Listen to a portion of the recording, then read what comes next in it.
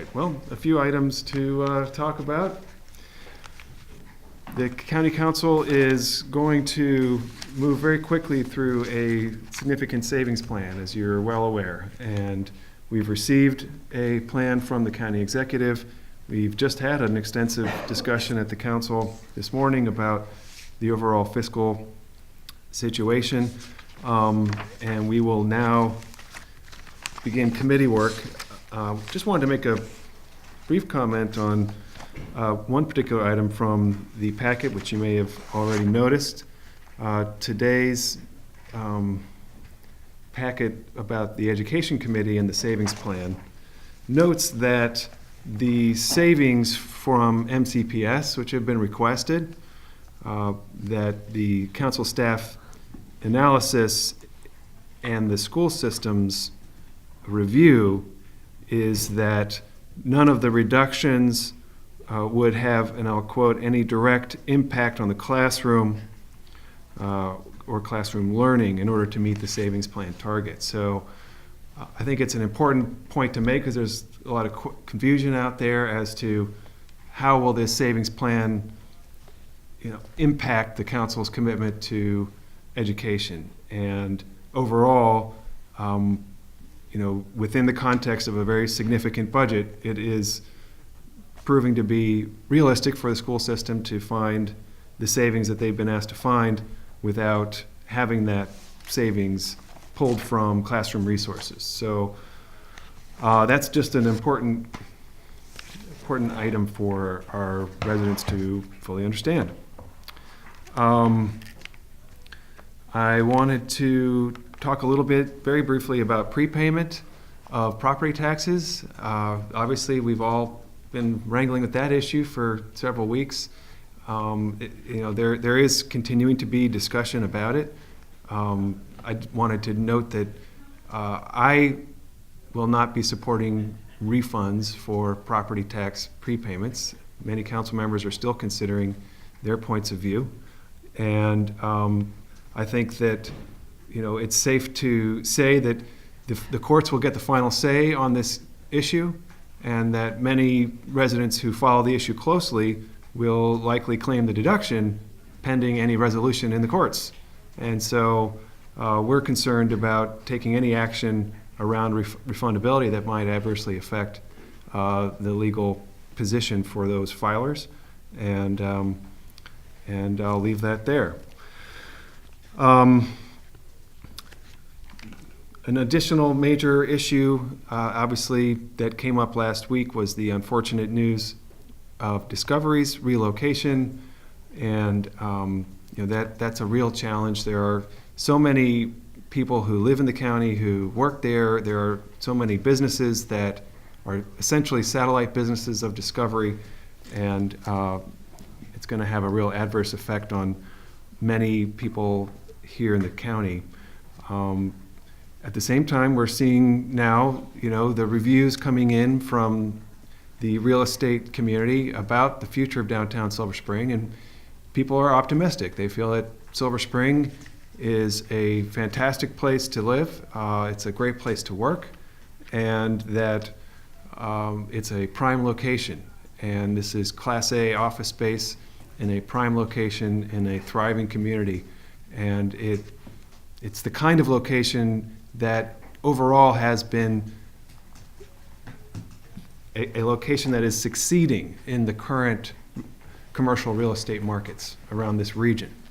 And so we certainly will have our work cut out for us, and our new Economic Development Corporation is involved to help market the downtown of Silver Spring and to work with any potential buyers of the building over the next year. But generally speaking, I think I'm hopeful that a year or two from now we will begin to hear about new employees landing in Silver Spring, and ultimately there's a lot more room in that building than 1,200 employees, and perhaps in the long run we can bring more boots on the ground to downtown Silver Spring to support local businesses there.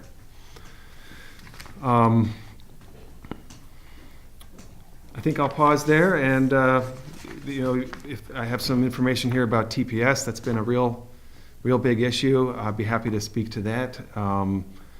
We are all holding our breath, hoping that Congress will take action to extend TPS for the thousands of people who live in Montgomery County who are affected by that decision by the Trump administration. And there are families in our community where the children are U.S. citizens and the parents are now threatened with deportation. So we hope that Congress will act. And in the meantime, we are quickly assembling our program to help support the community, to support organizations that work deeply in the community, and to provide any support that we can for the families and the residents as they begin to grapple with the implications of this decision. So, questions? What can the county do, if some of these kids' parents are deported? Your name is very familiar, but I don't recognize your face. Oh, it's Heather Curtis. You're Heather. Okay, yes. Good. We've spoken on the phone so many times. But Good. not in person, so it's okay. Thank you, Heather. Great. Well, I won't get all the way down to the road to what would happen in the event of that outcome. But I think for the moment, the question is, what can we do as the families are considering the implications? What do you do if you've started a business and you have taken out loans for your business and you have employees and now you are facing business transition questions if you are at risk of deportation if this TPS ruling stays. So is there financial counseling? Is there legal counseling that that person will need? And is there an organization that we support that may be able to provide access to that? What do you do if you have a mortgage and you're, the prime earner for the family is now at risk of deportation? And how do you begin to think through all the implications for you and for your family under those circumstances, and begin to plan for that worst case scenario? So we can provide advice, counseling through organizations that have those kinds of resources. So it's a different set of needs now. It's not simply immigration law. It is a wide array of services, advice, needs that our residents will have. And so we will be, again, working with our partners, providing some service directly, but particularly working with our partners that are integrated deeply into the community to ensure that we have the ability to provide support to people as they need it. Do you have any idea what percentage of Montgomery County residents could be affected by this? Unfortunately, I don't know as far as a percentage. I know that I believe there are estimated 20,000 Salvadoran residents in the region and who are affected by TPS, and we likely have, we don't know if it's the lion's share of that, but it's a lot. And that's just one example. So it's a significant issue for us, and it would have a significant economic impact locally for us. If I'm advised that Casa de Maryland is estimated about 10,000 in the county, our Salvadoran TPS residents. And so unfortunately, that in and of itself, it's going to have a negative economic impact for the community because people are immediately going to begin to spend less. They're going to halt investments in businesses. They're going to, their ability to move forward on their future has been really hammered. And so that's going to have a ripple effect on our local businesses and our local economy. So it's a substantial impact for us here. Thank you, Heather. When you talk about working with groups that have partnerships in the community, is that done through maybe a boost in grant funding, or how is that sort of ramped up for more? Yeah. So we have existing grants for organizations that provide these types of services. And what we are doing now, we are organizing a meeting with the nonprofit leaders and county leaders, and we are going to do a top-to-bottom review of the services that we anticipate that are necessary and the resources that we have matched to provide those services. And we will then make an assessment as to whether we need to provide additional resources, whether through county departments, county functions, or through emergency grants or regular grants for nonprofit organizations. So I think it'll be an important focus for the county budget this year as we begin our budget deliberations as well. I'll just mention Diane Vu is here with the Office of Community, the Partnerships, Office of Community Partnerships, who is taking the lead within that office on these functions. Doug. Getting back to the refunds, could you explain your position on opposing them? Well, we have heard from many lawyers that if the refunds are refundable, if the prepayments are refundable, then they are less likely deductible. And presuming this is heading to court, which seems quite likely, then if we make them refundable, we could well undermine the legal case for deductibility. And I think there's a general thing out there right now, which is that people are wondering, what do we do now? We prepaid our taxes, and what do we do now? And there's not a lot of information coming out about that. So that is a process that needs to play itself out. But I'm certainly hearing from many residents that they plan to, absent some kind of definitive ruling or court decision, they plan to take the deduction and then see what the final outcome is. Do you know how many people and how much money the county took in prepayments? We're still gathering that information. I don't have an update from what has been previously reported about that. And I understand it was just a tremendous volume of payments that came in at the end of the year, so they're still tallying that and still depositing that. County Executive Ike Leggett presented his capital budget recommendation this morning while you guys were also discussing the costs of government. So I missed that conversation that you guys had today. What were some of the key takeaways that you took away from that conversation today? Sure. Well, first of all, that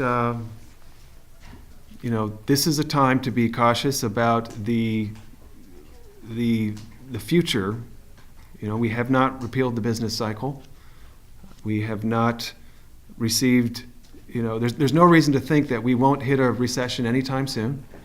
And the briefing today shows that our overall circumstances are very tight.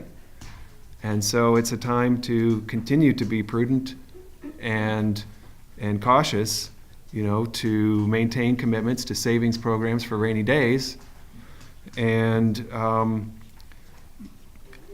to make sure that we have a very strong savings plan for the current operating budget year to put us in the strongest position for next year's budget.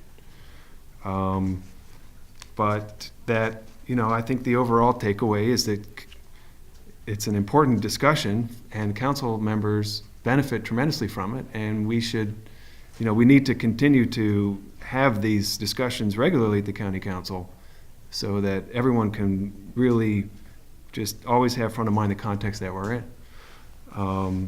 But, it's we heard again that the current savings plan is necessary, not the majority of it, but a substantial impact is from a small number of taxpayers who were likely withholding taking their gains in anticipation of, federal tax law that has changed, that might change. We are, the overall conditions in the county are, on the one hand, the underlying economics are positive and they're strong, and on the other hand, the context is constrained growth, and we need to be mindful of that environment going forward.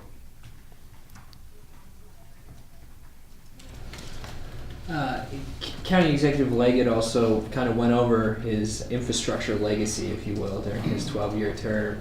And I was wondering, just from your perspective, your past 8 years here on the council, what have been the key projects that the county has constructed, and maybe reflect a little bit on Leggett's legacy that he's leaving behind. He seems to be addressing that as he rounds out his last year in office. Yeah, I only had a chance to really quickly scroll through the extensive press release that landed in my inbox about an hour ago, I think.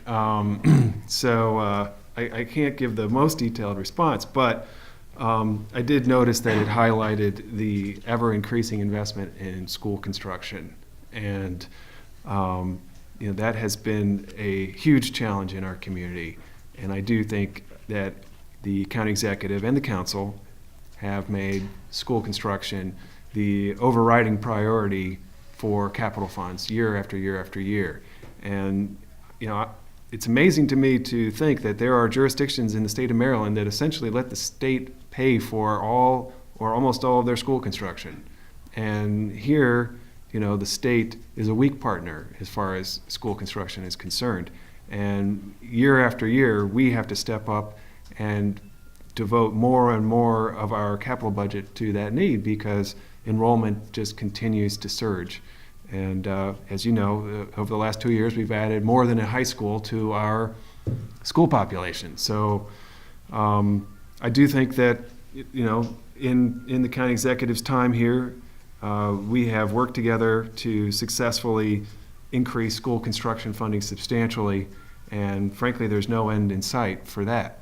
I don't recall other parts of his, self-evaluation, but I do think the Purple Line is a major legacy for the county executive. Some significant. The Wheaton relocation of the park and planning is going to have a lasting impact. There's many other pieces, but if you want to throw any out there. But I think that the overall, the theme of the capital budgets in recent years has certainly been school needs are an ever-growing share of the budget, and we are constantly working to meet those needs. And on Discovery in Silver Spring, can you go over some of the economic development priorities that will take place in Silver Spring? Has there been a large company that's moved into downtown Silver Spring, in your recollection, in recent years? It just seems like the growth there has been anemic, and now Discovery's leaving, and there's going to be a huge hole downtown in one of the premier buildings downtown. What can be done? Great question. So I would draw your attention to a very interesting article in WTOP you may have seen. I think it was WTOP, with some observations that, first of all, the vacancy rate in Silver Spring is Silver Spring is a stronger office market, relatively speaking, in the region. It's not a laggard in the region. It's one of the stronger markets in the region. But there is a real lack of Class A office space. So I don't know if anyone knows in the room, but I believe that this may be the only Class A office space in downtown Silver Spring, or United Therapeutics. Okay, but that's sort of not really on the market. That's not really on the market. Obviously, they are the ones downtown Silver Spring success story. One of the downtown, yes. Right now. Absolutely, they're certainly a bright spot for the county. I don't think there's not a lot of experience trying to fill a building the size of Discovery in a downtown the size of Silver Spring. It has an outsized imprint, there's no question. At the same time,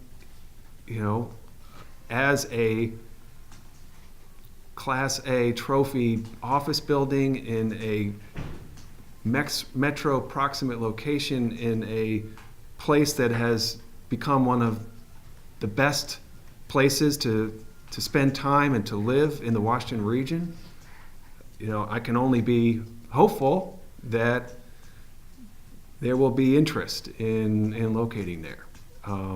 But obviously, all the work that we've done is going to be put to the test. And you have seen a tremendous change in Silver Spring. Of course, before Discovery, it was, it was a real, it was blight. There was blight. Silver Spring was blight. And the county, working with a public-private partnership, created what we have today that has spilled over and created tremendous vitality. And it's no longer just a county investment now. It's really a broader success story for the downtown.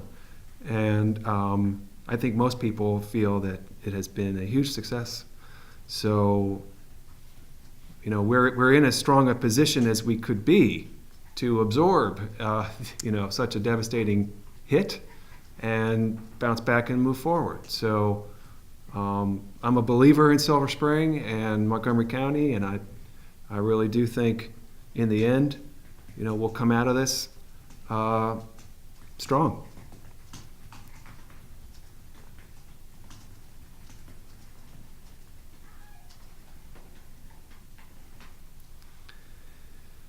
Okay. Well, thank you very much. you. Appreciate your being here today.